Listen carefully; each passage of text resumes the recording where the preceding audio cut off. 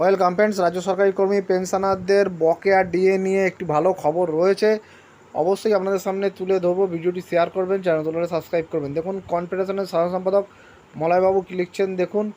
বিশ্বস্ত সূত্রে জানতে পারলাম, আগামীকাল অর্থাৎ 17ই জুলাই শুক্রবার থেকে সোমবারের মধ্যে কেএমসি এলাকায় বসবাসকারী পেনশনারদের বকেয়া ডিএ ব্যাংকে ক্রেডিট হওয়ার সম্ভাবনা আছে। মলয় মুখোপাধ্যায়। তাহলে দেখলেন, কেএমসি এরিয়ায় যারা পেনশনার রয়েছে তাদের বকেয়া ডিএ তারা পাননি।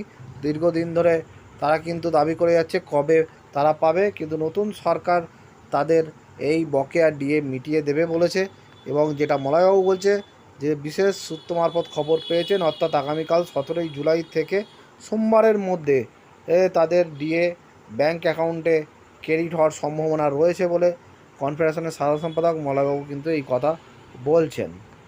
যথেষ্ট ভালো খবর রাজ্যের কর্মীদের জন্য, অর্থাৎ পেনশনারদের জন্য। যাদের রাজ্যের যারা রিটায়ার্ড হয়ে গেছেন, পেনশনাররা পাননি এখনও, তাদের জন্য এটা অবশ্যই একটা ভালো খবর। ধন্যবাদ।